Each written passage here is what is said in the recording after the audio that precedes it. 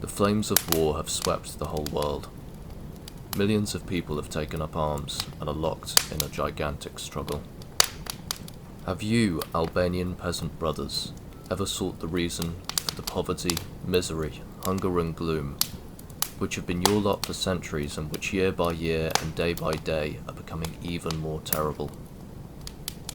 In the 1942 pamphlet Call to the Albanian Peasantry, a searing propaganda piece published with the intent of recruiting proletarian peasants to the anti-fascist war effort, a young Enver Hoxha appeals to a national mythology imbued in the Albanian working-class consciousness. The pamphlet skillfully pits the Albanian peasantry in mortal opposition to the invader forces in the present, whilst also confronting the reader with a broader interrogation of the historic living conditions of the labouring classes through time.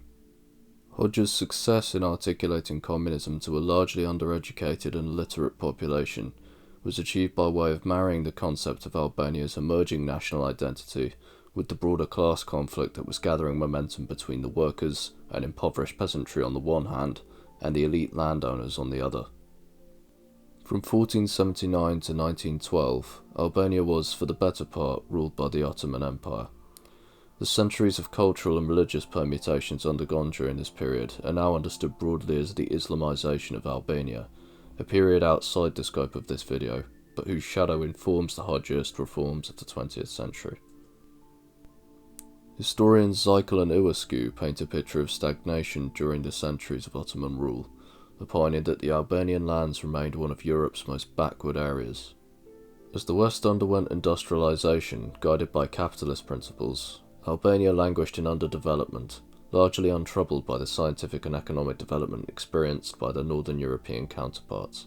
Beneath the administration of the Ottomans resided a tribal ecosystem, with the Jej people residing in the north and the peasant Tosks populating the south. In the absence of a sophisticated legal system, the Code of Lek, an ancient form of blood law, was recognised in oral form up to as late as the 20th century. The turn of the century, however, was heralded by winds of change, willed on and encouraged by sections of Albanian intellectual society. Embryonic nationalism would find halcyon form in movements of the left and right. The Young Turks Revolution of 1908 and the interwar leadership of King Zog would, to a limited extent, capitalise on the growing desire for nationhood, but it would only be under the revolutionary leadership of Enver Hoxha that national ambitions would realise themselves as a uniform rejection of Ottoman dominance. Prior to communist rule, Albania's governmental and administrative systems remained predicated on the old Turkish model, with governors of counties and districts tied to the old systems exercising power throughout the interwar period. Hoxha's early political significance was grounded equal parts in pragmatism and ideological antagonism. The Albanian Communist Party was formed with recognition from the Communist International and the assistance of Yugoslavian comrades after the advent of Nazi invasion in the Soviet Union during 1941. Comprising an aspect of the coalition National Liberation Movement, the Communists organised militarily against Nazi occupation. The far-right National Front faction, led by Medhed Frasheri, eschewed their early anti-fascist resistance in favour of capitulation to Nazi Germany. This led to a new bloc of working-class voters finding acceptance within the Hoxhaist wing of nationalist politics. In November 1944, the NLM succeeded in forcing the withdrawal of Nazi forces from Albania. As the NLM assumed political ascendancy, their nominal leader Enver Hoxha would extend control over the offices of defence, foreign affairs and the military.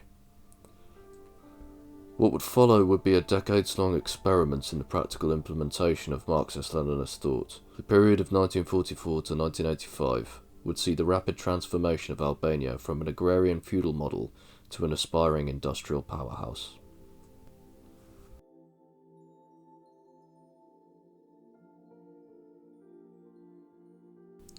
In 1944, Hoxha's government adopted laws allowing the state to regulate foreign and domestic trade, commercial enterprises and industries. In 1946, all industries were brought under state control. Foreign trade was transformed into government monopoly. This state expansion guaranteed that Albania could mobilise its economy towards the development of the country and its populace, rather than the generation of profit for landowners.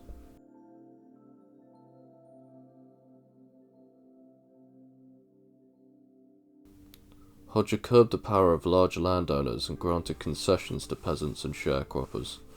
In 1945, the new leaders cancelled outstanding agricultural debts, slashed land use charges by 75%, nationalised water resources and gave peasants purchasing power over irrigation water at state-subsidised rates.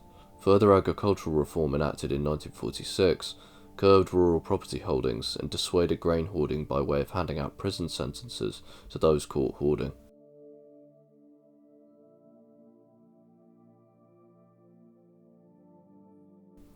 In 1967, Enver Hoxha's government launched their scientific and technical revolution. The government oversaw the construction of coal-fired and hydroelectric power plants. In tandem with the state merging small farming collectives into larger state-owned equivalents, the Party of Labour was able to generate nationwide electrification. By 1970, Albania boasted a power grid expansive enough to cover the whole country, including rural areas.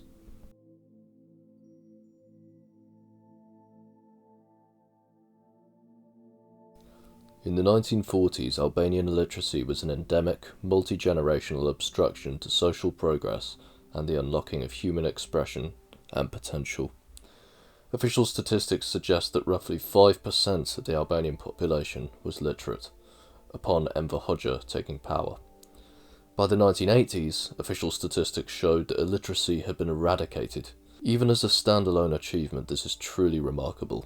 Through education and reading, Albanians would have been able to gain a truer understanding of their sense of place and national identity. The process was kick-started by the 1946 Education Reform Law, which was motivated by the need to spread knowledge of Marxist-Leninist principles across all social classes.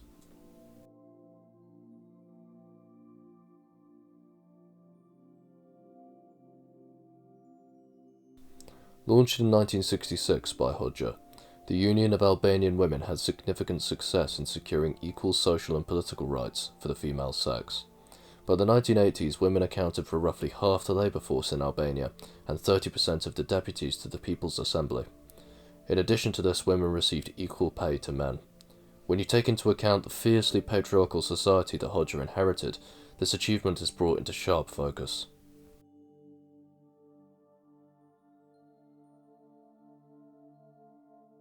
Under Enver Hoxha's leadership, healthcare became universally accessible for the first time in Albania's history. Infectious diseases such as malaria were eradicated due to large-scale inoculation programs, nationwide pest control, and the expansion of healthcare services. In 1950, for every 8,000 people there was one physician or dentist. By 1987, this had improved significantly to one physician or dentist per every 577 citizens. Additionally, healthcare advances also ensured reductions in infant mortality rates. However, when compared with the European average in the early 1990s, this reduction would have left a lot to be desired.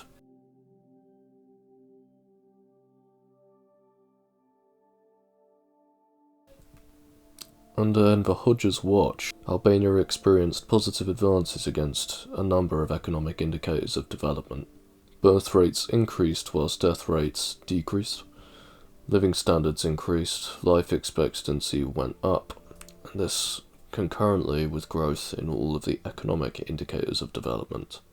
Although it should be said that much of that economic growth was reliant on aid from other countries, as we'll explore in the next section of the video.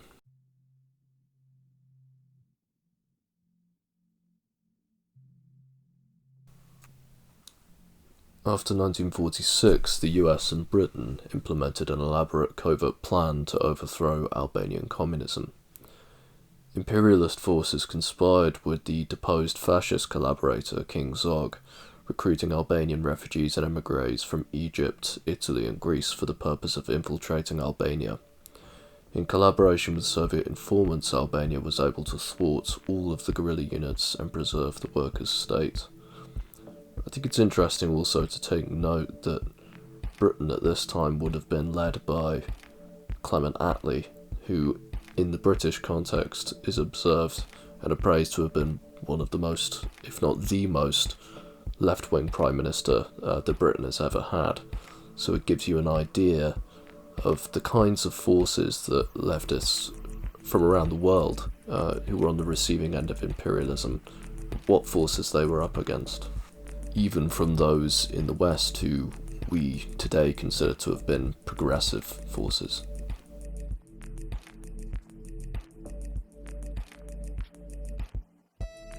Dogmatically anti-religious attitudes were pervasive at all levels of Albanian communism.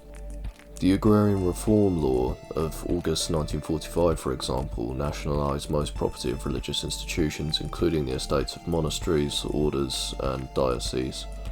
This anti-religious attitude and persecution wouldn't really ramp up, though, until the 1960s, which played host to a severe religious crackdown geared at the cultural overthrow of religion's established centres. Mosques and churches would be replaced with state-run youth centres in an attempt to purify Albania of Christian and Muslim influence. In my view, attempts such as this to extend authority into totalitarian realms has tarred communism and Marxism-Leninism with a poor reputation and given enemies of socialism ample ammunition with which to attack movements of the left. I think it's noteworthy here to earmark this period as the most defined break with Hoxha's early conceptions of Albanian nationalism, which tied communist thought closely with Albanian history and struggle. The attempt to overthrow religion's influence is perhaps the most utopian and misjudged aspect of Hoxha's top-down government manoeuvres. This was, in my view, no way aligned with the will or interests of the Albanian working class, and most likely put the government completely at odds with the majority of the working population.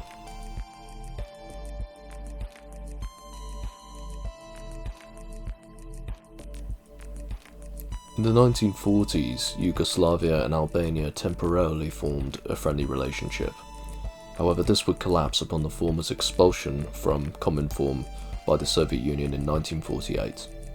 From 1948 to 1960, Albania successfully forged a close relationship with Joseph Stalin, who supported the two countries' shared drive towards rapid industrialization.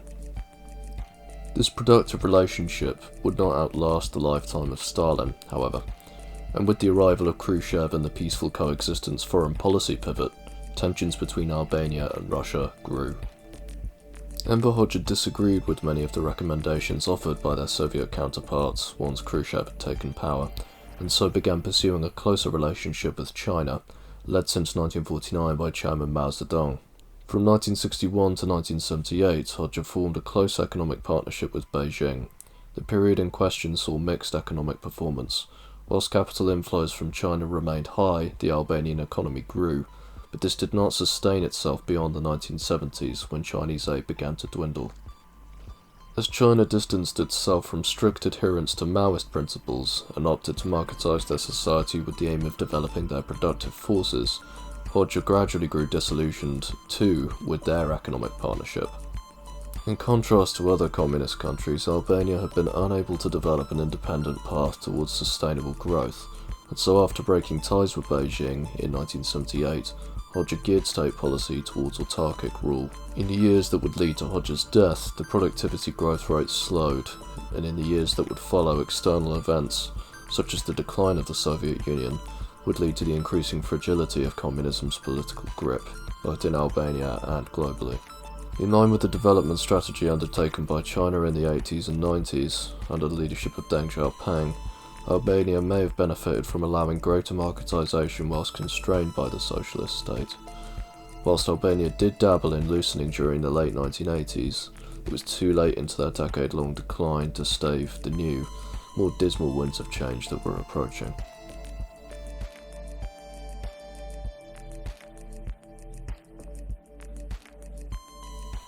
Whilst a strong degree of top-down leadership is desirable for a functioning strategic state to drive out vestiges of capitalist thought and political power, Hoxha was over-reliant on authoritarian diktat in maintaining his authority. In addition to the religious suppression previously outlined, Hoxha's government engaged in show trials and executions of alleged conspirators implicated as endangering the state's authority.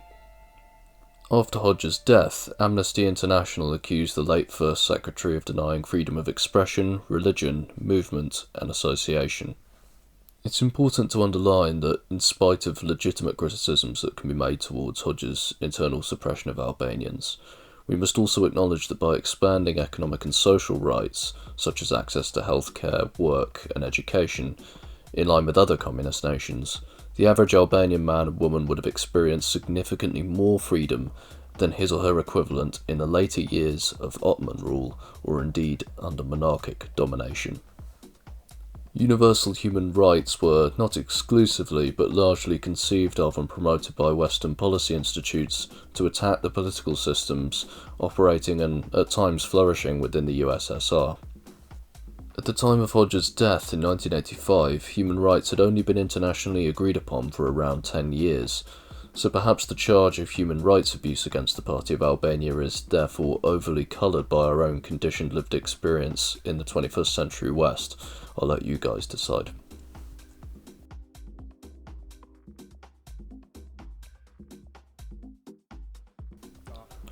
As an expounder of Joseph Stalin's socialism in one country model, Enver Hoxha wished to gear Albania's economy towards investment in heavy industry so as to realise the vision of Albanian socialism within his lifetime.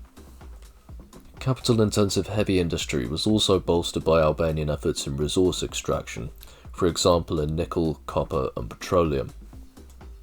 Whilst the long-term heavy industry and resource extraction strategy was clearly in Albania's best interests, Hoxha's pursuit of autarky made the national mobilisation towards industry more challenging.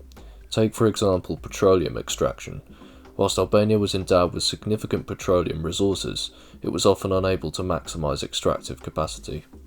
Obsolete drilling equipment would often only extract 12% of the available petroleum in situations where contemporaneously advanced drilling and pumping equipment would have permitted the extraction of as much as 40%. Comparative sluggishness in technology as judged against other industrial nations, however, was the price to be paid for autarkic government. In the Southeast Asian context, the DPRK faced similar hindrances to development after the 1960s, pursuing similarly secluded isolationism. It should hopefully go without saying that this video is not intended as an endorsement of Enver Hoxha's government, as much as an appraisal of his achievements and failures.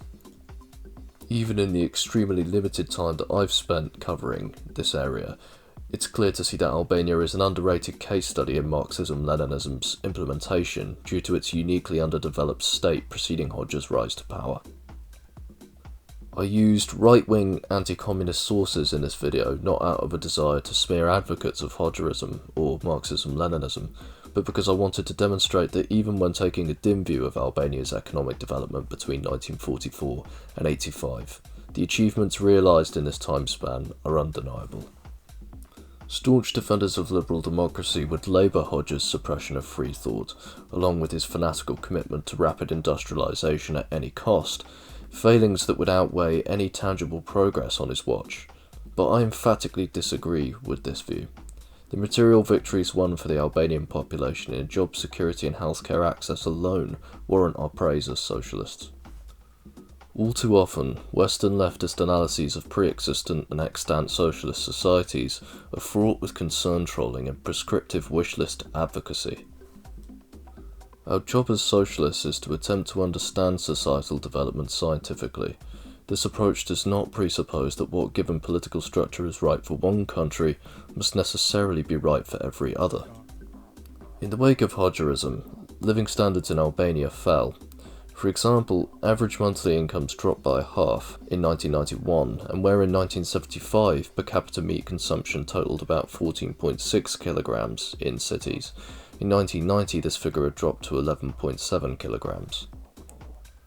Elections held subsequent to Hoxha's death demonstrate continued popular support for socialist policies, even if the mainstream party's commitment to radical values pales when compared with that of Hoxha's vanguard party.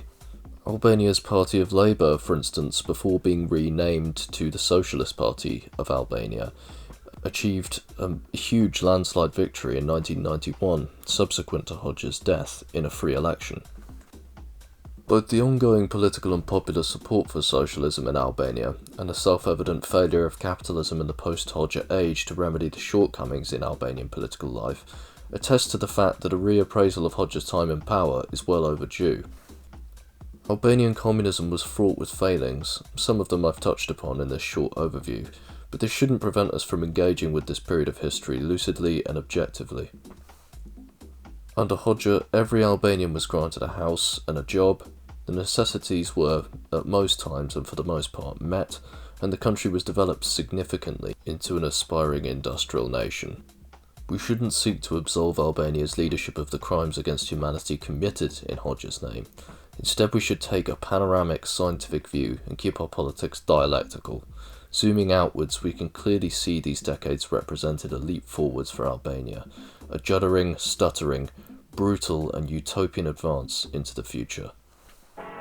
This has been Socialist Quick Fix. Thank you comrades so much for listening and watching. It would be greatly appreciated if you would like, subscribe, and if you really enjoyed the video, comment with what you would like to hear next time round, or with your own constructive and comradely criticisms. Thank you.